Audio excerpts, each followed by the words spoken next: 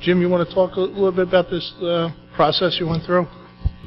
As you know, I started here December 5th, and one of the things that I was tasked with doing was reviewing our professional services and preparing them for this upcoming year.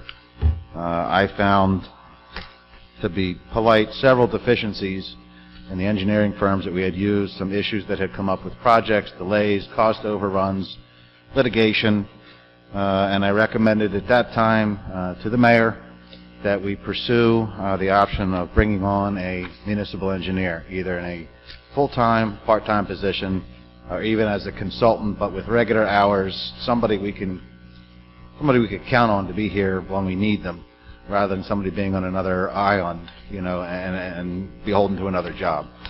So we progressed to the point where I had an RFP put together by Dennis Kraus, our QPA.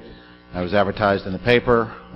We had responses from 4 companies: Utilities Engineering and Surveying, CME Associates, Remington and Vernick Engineers, and Environmental Resolutions. The last 3 firms we dealt with on a regular basis, and they were part of the reason why I came to the conclusion that I did and spoke to the mayor.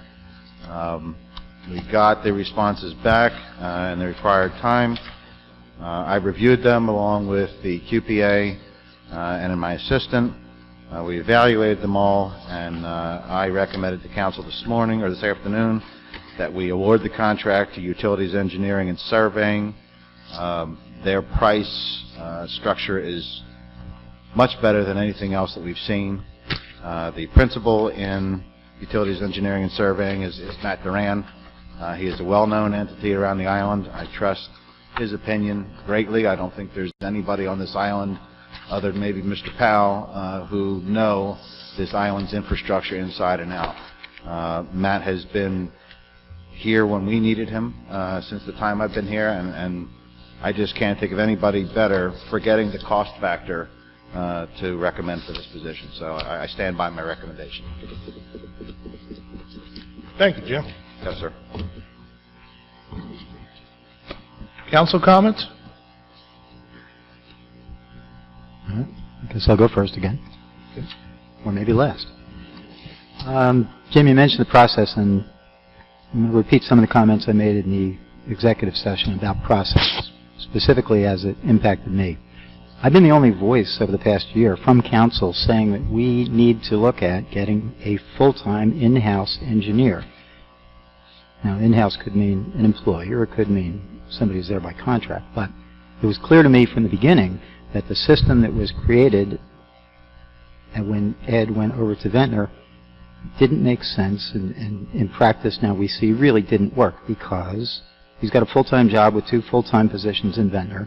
It did not let him participate in and oversee the engineering projects that we have going on and undertake the other duties that the municipal engineer has to do, and still do that, you know, within the confines of the little bit of time he had left from Ventnor. So when I talked about getting a full-time engineer, or it could be a part-time, it doesn't have to be somebody who's here 35 hours a week, you know, if the workload warranted, could be 15, 20 hours, whatever. But that was an idea that got 0 traction. No one talked about it. And as we came into tonight's meeting, there had been no discussion by council, either in the executive session or out here, about moving forward with that. Yet, on today's agenda, I see that there apparently has been a process that's been going on for the better part of 2 months, if not longer, dating back to probably just after Jim was named as the city manager, where we prepared, someone had made a decision on behalf of council that as a matter of policy we would have a contracted municipal engineer to replace Ed, who presently serves in that role. And we had an RFP, and we had an entire process and review of RFPs, and the first I hear of it and the first I see of it is on the agenda, where it's presented as a done deal for a vote yes or no.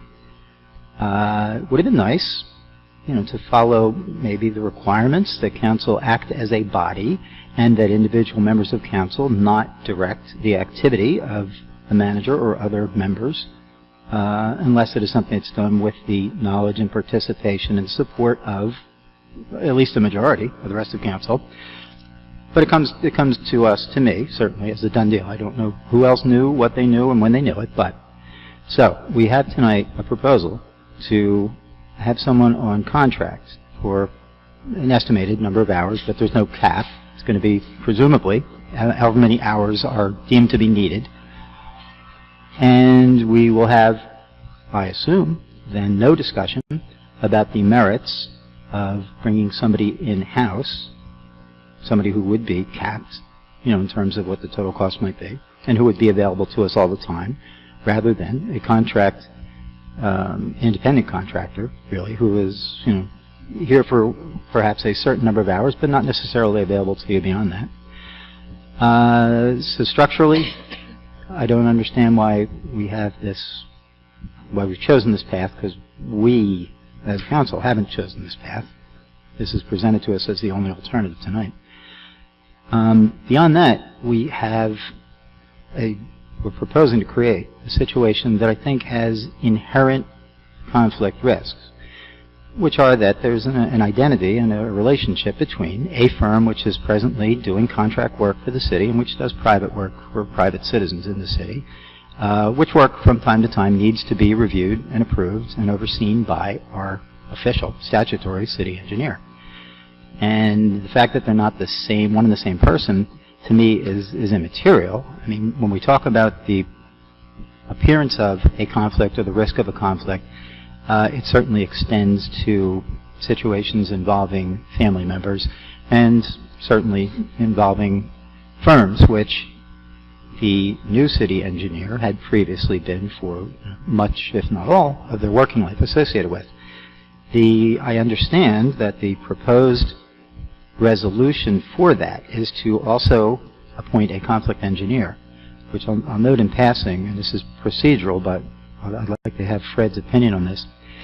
Fred, if the city engineer's job under 40A 9-140, if the city engineer is appointed by council, would the conflict engineer not also require a vote by council, given that as a conflict engineer they're serving in that same role?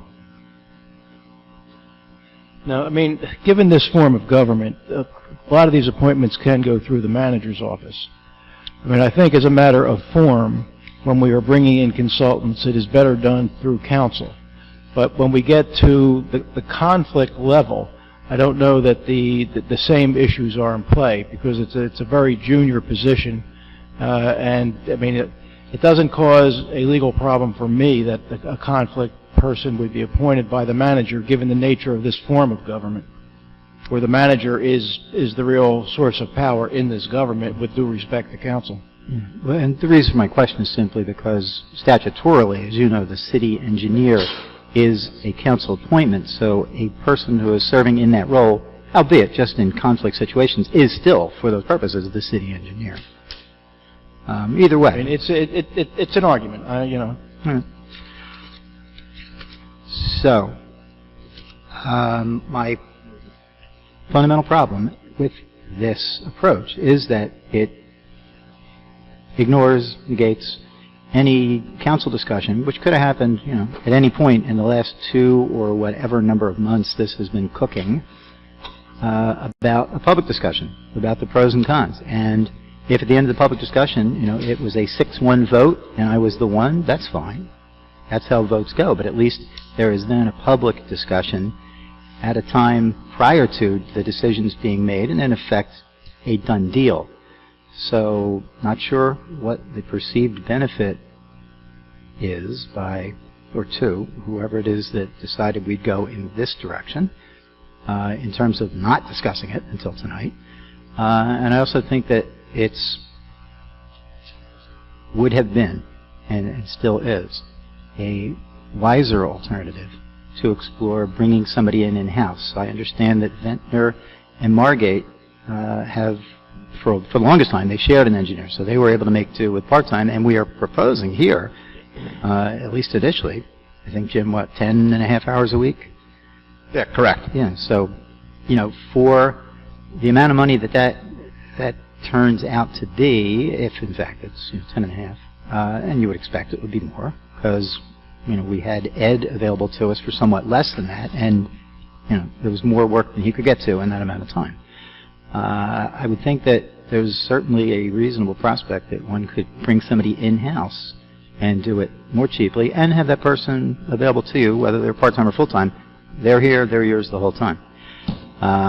That can't happen given the decisions that were made outside of council's meetings and certainly outside of any awareness that I had. Thank you. Okay, any other? Mike? Yeah, Jim, I would just like to compliment you. I think it's a brilliant choice. Matt, through the years, is such an honorable man here in Brigantine with such strong connections, such a charitable man, perspicacious, insightful, wise as far as, people refer to him as the godfather of Brigantine infrastructure. Councilman Sarah said this is not a knock on Ed Stinson. His work is unassailable. I just felt that we needed somebody here, somebody that we could count on, somebody that wasn't beholden to another town, and this was their secondary. As has been said many times, Ed bent over backwards for us to try and get things done, but the fact of the matter is there's only so much time and so much Ed. I thought, this would probably be the best direction for me as a city manager to take with regards to the engineer, so I approached the mayor with it, and he agreed. Thank you. Thank you for that clarification. Yes, sir. Thank you, Dennis. Well, yes, I was involved in this, and I'll take full blame or full credit, and I think it's a credit. It's a credit to the citizens of Brigantine to have a caliber of engineer professionalism of Matt Doran to be really half price than everybody else. We're not paying them no health benefits, and like Councilman Reardon said, there's no health benefits, there's no vacation time, there's no sick time. If he doesn't show up, he doesn't get paid. I mean, this is a win-win-win for Brigantine, and he's been our engineer for the last, our consultant engineer for the last couple of years. And it's about the same amount of money, so there's no loss here. There's only a gain, and so we're moving Brigantine forward. It doesn't matter whose name it is, and I'm just glad that we have a professional on site where Jim can fall back on at any time, and I certainly can make a phone call to him, and I'll get a straight answer from him. So, I guess we need roll call. You? Yes. Lettieri? Yes. Haney? Yes. DeLucri? For the reasons I stated before, no. You know what? I don't think we had a motion in a second. I'm sorry.